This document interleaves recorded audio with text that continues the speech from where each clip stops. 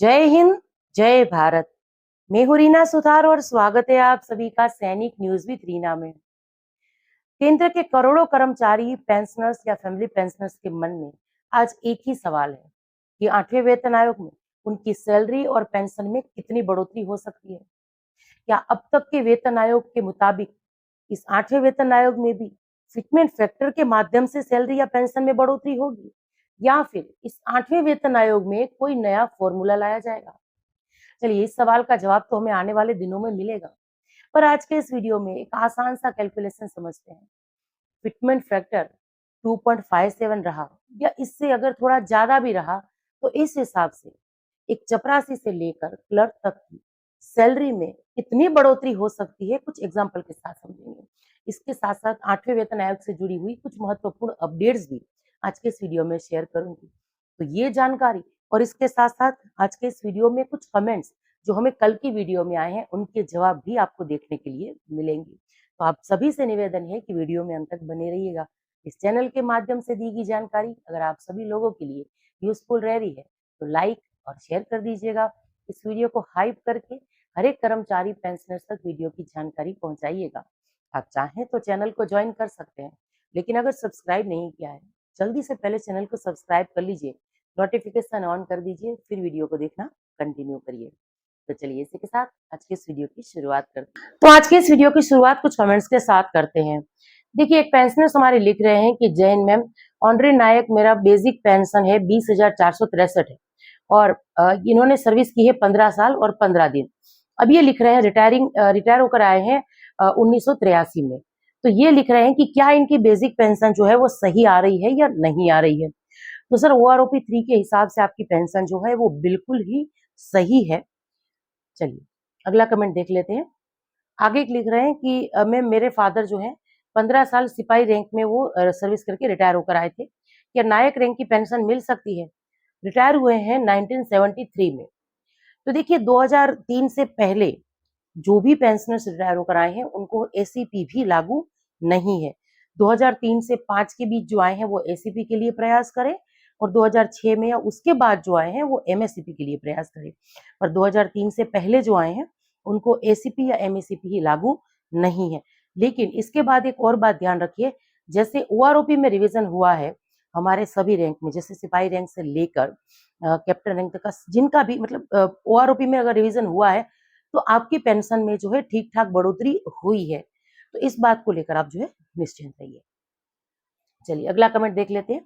एक लिख रहे हैं कि नमस्कार मैम जी, 1981 में रिटायरीज वालों को एसीपी लागू है, प्लीज इसकी जानकारी दीजिएगा। मेरे पापा सिपाही हैं और 1981 में वो रिटायर होकर आए थे, तो सिपाही रैंक से रिटायर थे। तो जैसे कि मैंने अभी पूरा डिटेल में समझाया ही है कि 2003 से पहले जो भी पेंशनर्स रिटायर होकर आए हैं वो एसीपी या एमएससीपी को लेकर परेशान मत हो, क्योंकि लागू ही नहीं है। तो आप कंप्लेन भी दर्ज कराएंगे तो इसका कुछ भी नहीं होने वाला है। चलिए, अगला कमेंट है। एक लिख रहे हैं कि मैम, कम्यूटेशन कितने साल तक कटेगा? मैं 2013 दिसंबर को रिटायर हुआ था। आप दिसंबर 2013 में रिटायर होकर आए, यानी दिसंबर 2013 तो पूरा कंप्लीट हो गया है। 14 से ये स्टार्ट हुआ है कम्यूटेशन कटना, तो 2028 या 29 तक आपका कम्यूटेशन कट सकता है। जिस हिसाब से भी आपका कम्यूटेशन कटना बैंक ने शुरू किया होगा, 2-4 महीने, 6 महीने, कई बार इंस्टॉलमेंट लेट भी शुरू होती है कटना, तो उसके हिसाब से 15 साल तक पूरा कटेगा कम्यूटेशन, क्योंकि अभी तक कम्यूटेशन के नियमों में कोई भी बदलाव केंद्र सरकार ने जो है जारी नहीं किया है। चलिए, अगला कमेंट देख लेते हैं। एक लिख रहे हैं कि हेलो मैम, ओआरओपी लेवल 3 के हिसाब से सिपाही का टोटल मंथली पे कितना होना चाहिए? सर, आप यहाँ पर ये तो जानना चाहते हैं कि ओआरओपी 3 की टेबल में सिपाही रैंक का पेंशन कितना है, लेकिन यहाँ क्वालिफाइंग सर्विस 5 साल से या 5 महीने से लेकर आप अगर देखेंगे तो मतलब आप अगर आपको आपकी सही पेंशन, बेसिक पेंशन की जानकारी चाहिए, तो आपको कितने साल आपने सर्विस की है उसके बारे में जो है आपको जानकारी देनी चाहिए। तभी हम आपको आपकी सही बेसिक की जानकारी दे पाएंगे, क्योंकि ओआरपी 3 की जो टेबल है बहुत बड़ी है, उसमें क्वालिफाइंग सर्विस बहुत सालों तक है सिपाही रैंक की भी, तो आप इसके बारे में समझ सकते हैं। और अगली बार कमेंट करिए उसमें कितने साल सर्विस की है वो लिखिए, ताकि आपकी सही बेसिक जो है मैं आपके साथ शेयर कर पाऊँ। चलिए, अगला कमेंट है। एक लिख रहे हैं कि मैम, मेरे पापा सेंट्रल गवर्नमेंट के एम्प्लॉयज थे, 26 साल का सर्विस था, 2012 में रिटायर हुए थे। 2019 में पापा की डेथ हो गई। अभी मम्मी को फैमिली पेंशन मिलती है। बेसिक पेंशन जो है 9,000 रुपए है। तो ये पेंशन सही है क्या, प्लीज बताइएगा। जैसे कि आप लिख रहे हैं कि आपके पिताजी सेंट्रल गवर्नमेंट के एम्प्लॉइज थे, 26 साल की सर्विस है, और अभी यहाँ पर जो आप 9,000 रुपए बता रहे हैं ना, ये मुझे काफी कम लग रही है। हालांकि हमारे पास देखिए, अगर हम बात करें डिफेंस की, आर्मी, एयरफोर्स, नेवी की अगर बात करें, तो उनकी जो पेंशनर्स है, फैमिली पेंशनर्स है, हमारे जो वेटरन्स है, उनके लिए उनकी पेंशन कितनी होनी चाहिए, कितनी या सही आ रही है, गलत आ रही है, इसके लिए हमारे पास पूरी सर्क्यूलर्स हैं, टेबल्स हैं, तो उसके लिए तो हम कंफर्म कह सकते हैं। लेकिन सेंट्रल गवर्नमेंट की आपने विभाग का भी नाम नहीं लिखा है। अगर लिखा होता कि आपके पिताजी किस विभाग से रिटायर थे, तो मैं और थोड़ी कोशिश इसके लिए कर सकती थी। पर अभी क्योंकि ये थोड़ा-सा अधूरा ही कमेंट है, तो ज़्यादा इसमें हेल्प नहीं कर पाऊँगी। लेकिन फिर भी पहली नज़र में देखते हुए 9,000 रुपए बेसिक बहुत ही कम लग रही है, क्योंकि 9,000 रुपए मिनिमम बेसिक है। और जैसे कि आप लिख रहे हैं कि 26 साल की सर्विस है, तो 26 साल की सर्विस में अच्छी खासी उनकी पेमेंट रही होगी, और पेमेंट के हिसाब से ही आपकी माताजी की जो फैमिली पेंशन है, वो बनी है।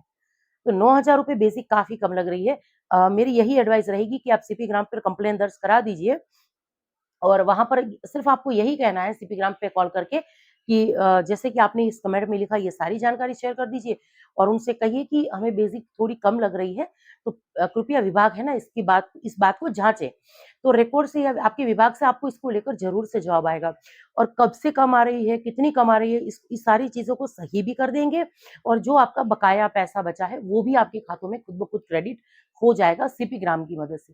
तो आपके पिताजी अगर सेंट्रल गवर्नमेंट के एम्प्लॉइज़ थे, आपकी माताजी को भी पेंशन आ रही है सेंट्रल गवर्नमेंट की, तो आप सीपी ग्राम पर कंप्लेंट दर्ज करा सकते हैं। अगर कोई राज्य के कर्मचारी या राज्य के कोई अगर पेंशनर्स हैं, तो उनके लिए अलग-अलग पोर्टल होते हैं।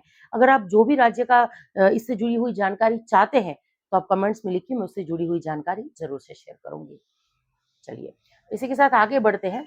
एक लिख रहे हैं कि मैम, मैंने कई बार आपको संपर्क करने का प्रयास किया है, लेकिन आपसे संपर्क नहीं हो पा रहा। मोबाइल नंबर जो है वो दे दीजिएगा। तो मेरे बहुत सारे वीडियोज़ में आपको नंबर मिल जाएँगे, आप चैनल पर जाइए, आसानी से नंबर आपको उपलब्ध हो जाएँगे। हर वीडियो में मोबाइल नंबर शेयर करना पॉसिबल नहीं हो पाता है, और अभी थोड़ा समय की कमी की वजह से भी जो है मैं रिप्लाई कम दे पा रही हूँ। तो आपसे मेरी यही रिक्वेस्ट है कि चैनल पर जाइए, आपको मेरे नंबर मिल जाएँगे। चलिए, अब इसके साथ वीडियो में आगे बढ़ते हुए हम बात करते हैं 8वें वेतन आयोग में जो सबसे बड़ा सवाल है हमारे कर्मचारियों और पेंशनर्स का। 2 बड़े सवाल। सबसे पहली बात कि फिटमेंट फैक्टर कितना रहेगा, और दूसरा सवाल कि हमारी सैलरी और पेंशन में कितनी बढ़ोतरी होगी। अब देखिए, फिटमेंट फैक्टर कितना रहेगा ये तो आने वाले दिनों में पता चलेगा, या किसी नए फॉर्मूले के हिसाब से हमारी पेंशन या सैलरी में बढ़ोतरी होगी, इसकी भी शक्यता ज़्यादा ही लग रही है। अभी 2-3 दिन से कुछ रिपोर्ट्स ऐसी हम सुन रहे हैं, जिनके माध्यम से ये कहा जा रहा है कि 8वें वेतन आयोग में हो सकता है कि कोई नया फॉर्मूला अपनाया जाए हमारी सैलरी या पेंशन में बढ़ोतरी का। अब हालाँकि इसको लेकर हम भगवान से प्रार्थना ही कर सकते हैं कि ये बदलाव कुछ ऐसा हो जिससे कोई कर्मचारी या पेंशनर्स को नुकसान ना हो बस। अब यहाँ पर देखिए, अगर हम बात करें 7वें वेतन आयोग में क्या हुआ था इसके लिए, 8वें वेतन आयोग में किस तरीके से हमारी सैलरी पेंशन में बढ़ोतरी होगी, अगर इसको समझना है तो पहले 7वें वेतन आयोग को भी समझना ज़रूरी है। जैसे 2017-18 के बाद ही इतनी अवेयरनेस आई है सोशल मीडिया में, खासतौर पर यूट्यूब में भी वीडियोज़ आए हैं, जिसके माध्यम से हमारे पेंशनर्स और हमारी फैमिली पेंशनर्स जो हैं, वो वेतन आयोग के बारे में ज़्यादा से ज़्यादा जानने लगी हैं।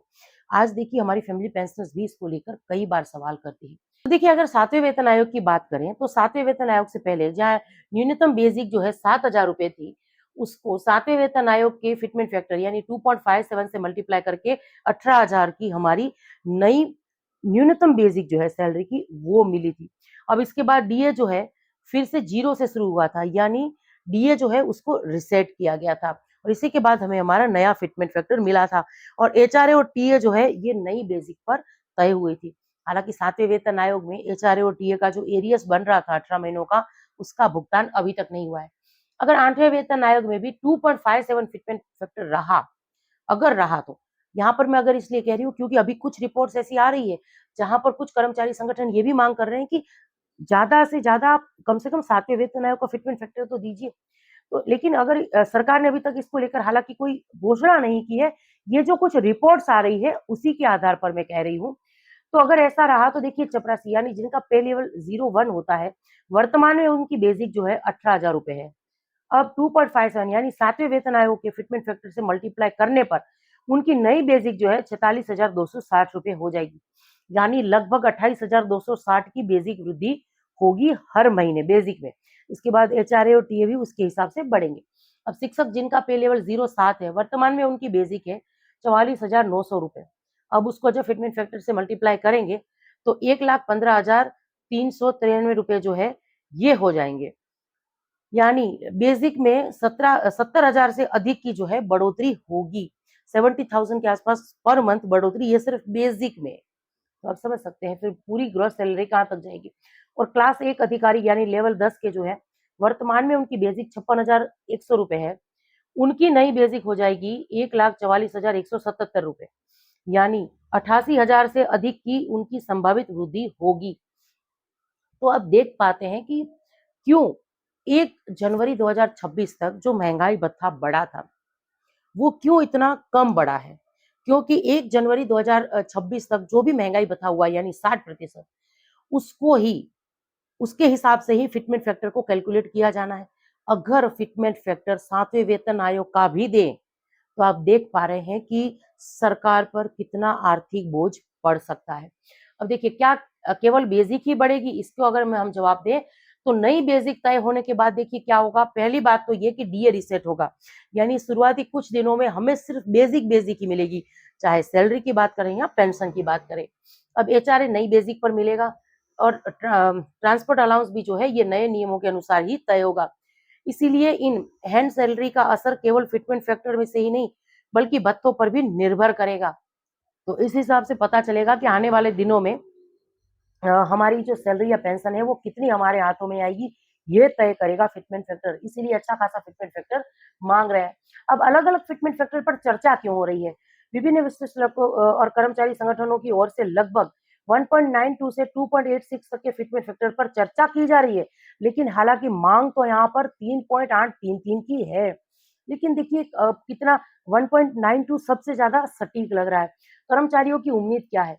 ज्यादा पेंशन मिले, भविष्य में डीए ज्यादा हो, ज्यादा एचआरए, ज्यादा बेसिक और ज्यादा फिटमेंट फैक्टर मिले, अच्छा खासा फिटमेंट फैक्टर मिले, ताकि जो है फायदा अच्छा खासा हो।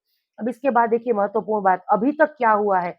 फिटमेंट फैक्टर तय नहीं हुआ, नई पे मैट्रिक्स घोषित नहीं हुई, अंतिम वेतन आयोग की सिफारिशें भी अभी आना बाकी है। इसीलिए सोशल मीडिया पर जो चल रही है बातें उस पर आपको ज्यादा भरोसा नहीं करना है। बहुत सारे वायरल पोस्ट आपने ऐसे देखे होंगे जहां पर 8वें वेतन आयोग का कैलकुलेटर बताया गया है कि आपकी सैलरी और पेंशन में कितना इजाफा होगा। यहाँ क्लिक कर कर आप जान सकते हैं, पर ऐसे किसी पर बात पर आपको भरोसा नहीं करना है। अब इस वीडियो में जो मैंने जानकारी शेयर की ये अभी तक की लेटेस्ट रिपोर्ट है। बाकी 8वें वेतन आयोग से जुड़ी जो भी अपडेट हो, कोई मीटिंग्स वगैरह की जानकारी हो, कोई संगठन नई मांग कमिटी के सामने रख रहा है, उसकी जानकारी भी डिटेल में बेहद ही आसान भाषा में इस चैनल के माध्यम से हम समझाते हैं या शेयर करते हैं। अब ये सारे प्रयास, सारी जानकारी आप सब लोगों को कैसी लग रही है? कमेंट्स के माध्यम से अपने विचार जरूर से साझा करिएगा। और इसी के साथ आज के इस वीडियो से विदा लेती हूँ। जय हिंद।